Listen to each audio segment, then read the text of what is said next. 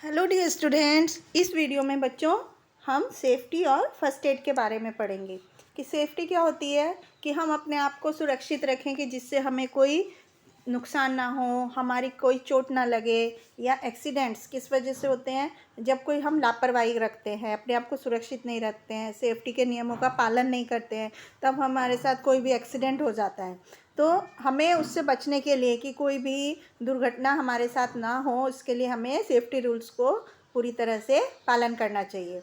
और अगर हमें कोई चोट लग जाती है, कोई इंजरी हो जाती है, तो हमें फ़र्स्ट एड लेना चाहिए। मतलब सबसे पहले जो तुरंत रोकथाम के लिए, चोट से नुकसान ज़्यादा ना हो, उसके लिए हमें क्या क्या फ़र्स्ट एड लेनी चाहिए, किस तरह से हमें सेफ्टी का ध्यान रखना चाहिए, उसके बारे में अब हम पढ़ते हैं। तो बच्चों, आपको कहीं पर भी अगर हम सेफ्टी रूल का पालन नहीं करेंगे, जैसे कि घर पे, स्कूल में, रोड पर, तो हमें किसी भी लापरवाही की वजह से हमारे साथ कोई भी दुर्घटना हो सकती है। तो ये सब चीज़ें हमने पिछली क्लासेस में पढ़ी हैं कि हमें क्या क्या ध्यान रखना चाहिए। अभी हम दोबारा से पढ़ते हैं कि रोड पर, सड़क पर चलते समय हमें किन किन नियमों का पालन करना चाहिए।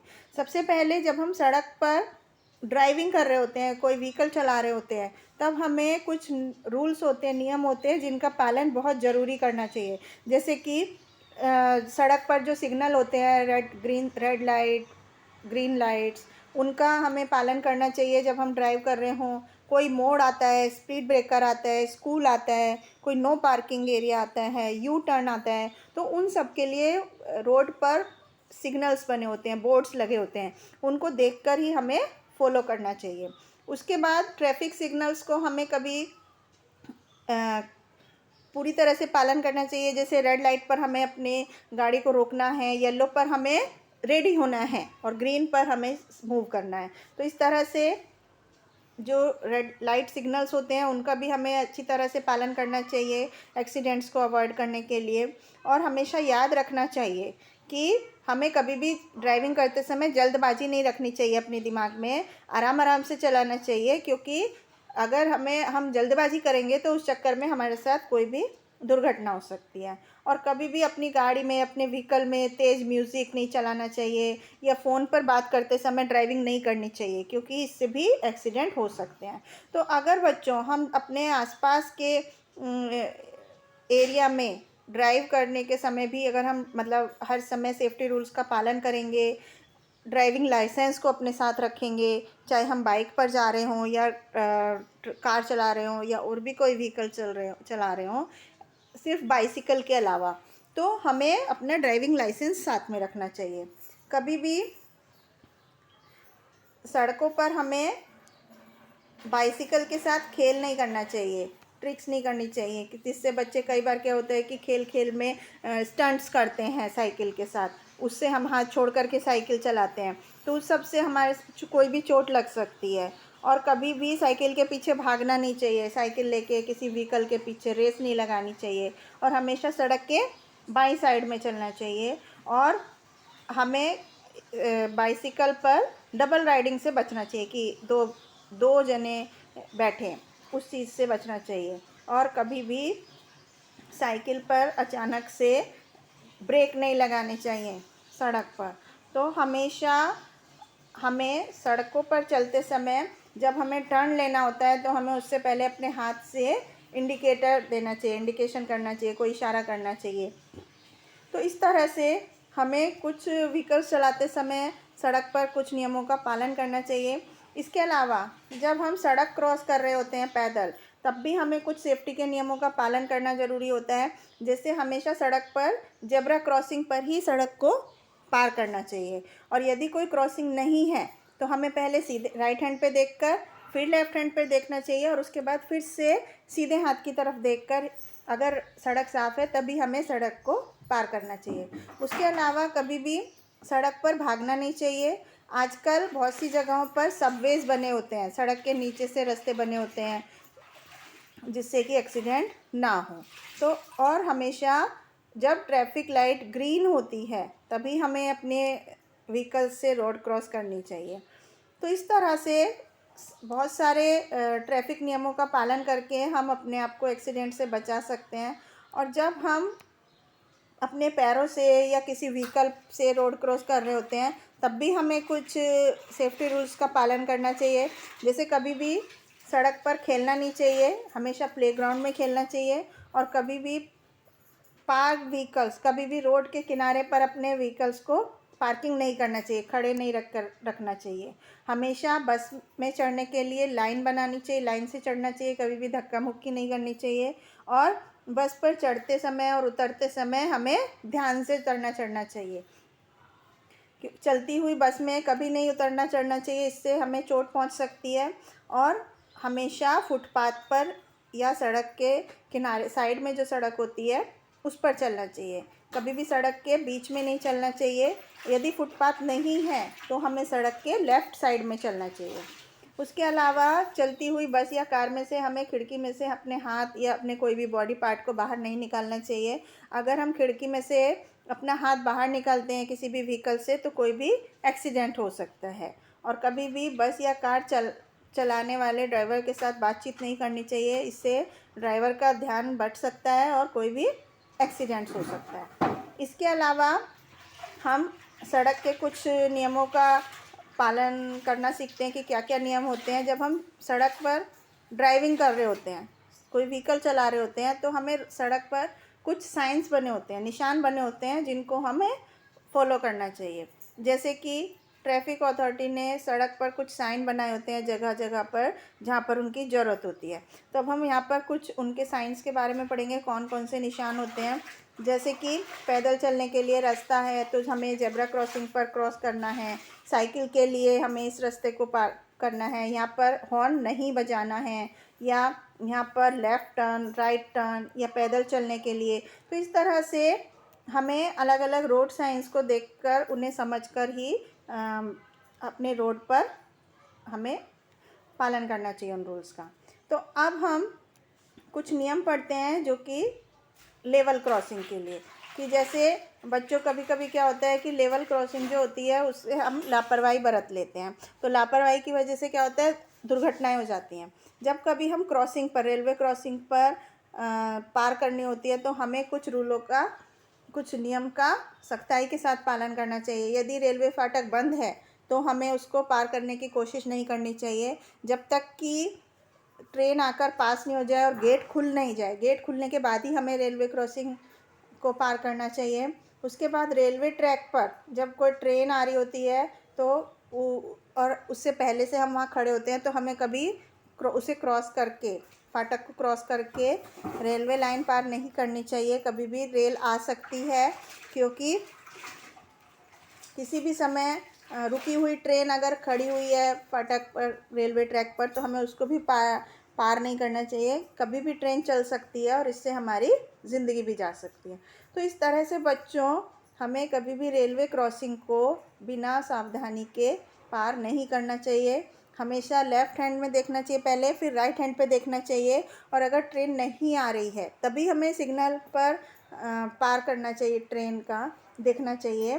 तो इस तरह से बच्चों हमें रेलवे क्रॉसिंग क्रॉस करते समय इन बातों को ध्यान से पालन करना चाहिए।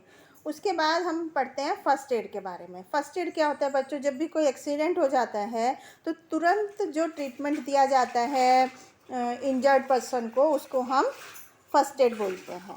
तो ये बहुत ज़रूरी होता है, इससे किसी की ज़िंदगी भी बच सकती है, क्योंकि हमें पहले से नहीं पता होता कि कौन सा कट गहरा है या घाव गहरा है। तो अगर हम नाक से ब्लीडिंग आ रही है और या कुछ माइनर बर्न है, कुछ जल गया है, तो हम फ़र्स्ट एड देकर उसको एक हद तक सुरक्षित कर सकते हैं। तो अब हम उसके बारे में पढ़ते हैं कि हमें किस किस कंडीशन में कौन कौन सा फ़र्स्ट एड देना चाहिए।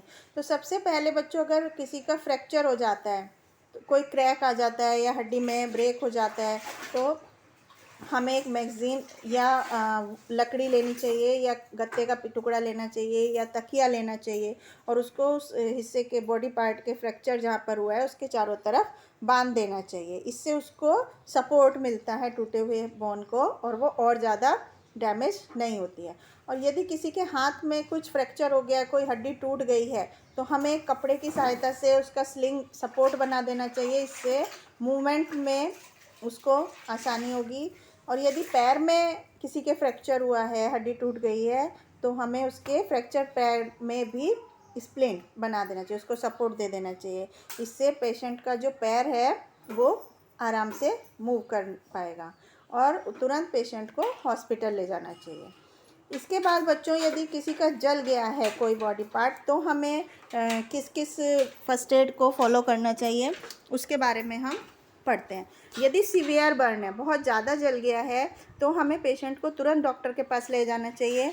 और क्योंकि जो ज़्यादा जला हुआ हिस्सा होता है उसको स्पेशल केयर की ज़रूरत होती है, ज़्यादा देखभाल की ज़रूरत होती है। कभी कभी क्या होता है, जले हुए जगह पर छाले पड़ जाते हैं, तो हमें उसको फूटे नहीं, उस चीज़ का ध्यान रखना चाहिए। इसके लिए उसे साफ़ कपड़े से ढकना चाहिए ताकि उसमें कोई जर्म्स, कीटाणु, धूल मिट्टी, कीड़े मकोड़े नहीं चिपकें।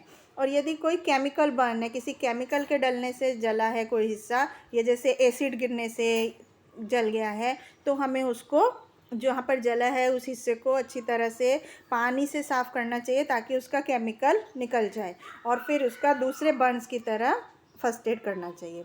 इसके बाद यदि किसी जानवर के काटने से, जानवर ने काट लिया है, जैसे कुत्ते ने, बंदर ने, बिल्ली ने, तो उसके लिए हमें क्या क्या देखभाल करनी चाहिए। सबसे पहले हमें इन एनिमल्स के मुंह को जर्म्स और सलाइवा उनके इन्फेक्शन का कारण हो सकते हैं। जैसे कुत्ते के मुंह में जो जर्म्स होते हैं या जो सलाइवा होता है उससे इन्फेक्शन हो जाता है, तो उनके इन्फेक्शन को हम रेबीज़ बोलते हैं।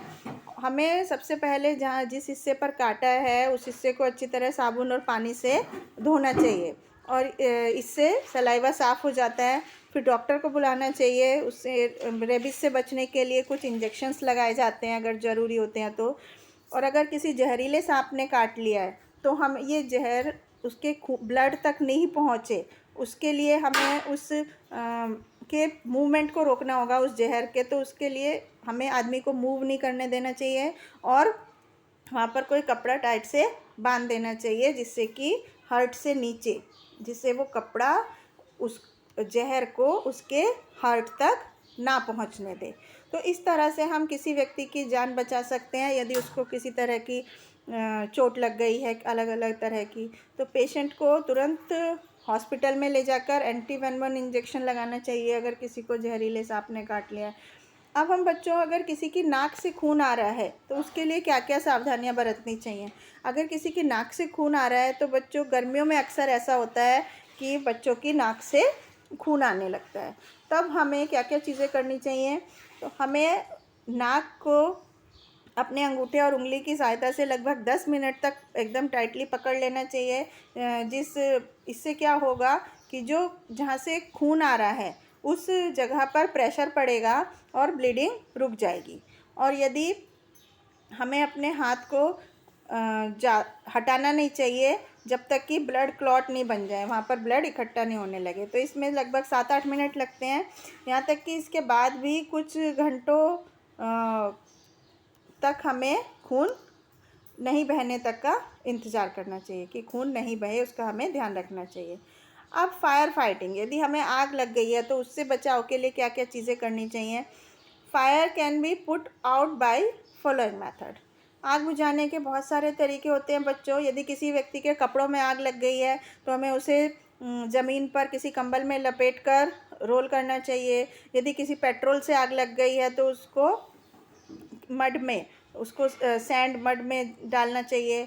और यदि किसी आग लगने का कारण बिजली का शॉर्ट सर्किट है तब हमें सैंड, उसके ऊपर रेत फेंकनी चाहिए, मेन सप्लाई को बंद करना चाहिए तुरंत, जिससे कि आग फैलने से बच जाए।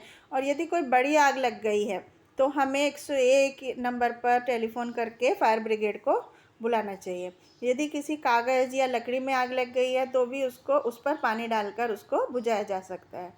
तो इस तरह से अलग अलग तरीक़ों से हम फर्स्ट एड देते हैं। अब हम पॉइजनिंग के लिए, यदि कोई जहर हो जाता है बॉडी में तो उससे क्या बचाव के लिए क्या करना चाहिए।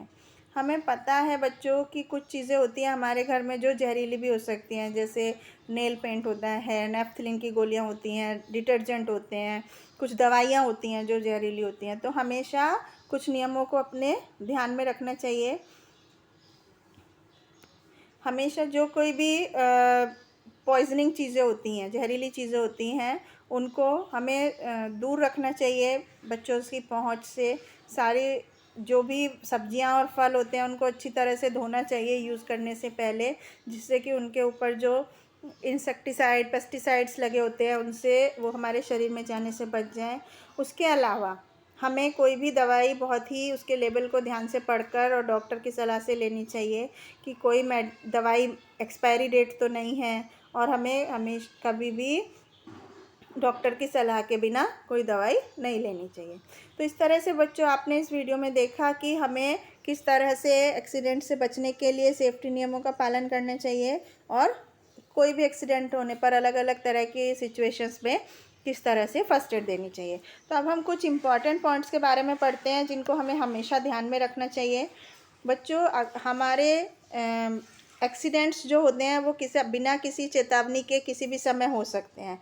ज़्यादातर जो एक्सीडेंट होते हैं वो हमारी लापरवाही की वजह से होते हैं, और यदि कोई सीवियर बर्न है, कोई ज़्यादा जल जाता है, तो हमें पेशेंट को तुरंत डॉक्टर के पास ले जाना चाहिए। और यदि कोई केमिकल से, जैसे कोई एसिड डलने से जल गया है, तो हमें उस इफ़ेक्टेड एरिया को तुरंत बहुत सारा पानी डालकर धोना चाहिए, जिससे कि वो केमिकल वहाँ से हट जाए। उसके अलावा यदि हमें हमेशा सड़क पर फुटपाथ पर चलना चाहिए, रोड सिग्नल्स को फॉलो करना चाहिए। जो सड़क पर कॉशनरी साइंस बने होते हैं, निशान बने होते हैं अलग अलग तरह के, उनको फॉलो करना चाहिए। उन निशान के बारे में जानकारी रखनी चाहिए, और रोड क्रॉस करने के सभी नियमों का पालन करना चाहिए। तो इस तरह से बच्चों हमें अलग अलग कंडीशन में अलग अलग सेफ्टी रूल्स का पालन करना चाहिए। तो ये था बच्चों इस चैप्टर में सेफ्टी और फर्स्ट एड के बारे में। आई होप आपको समझ में आया होगा। Thank you.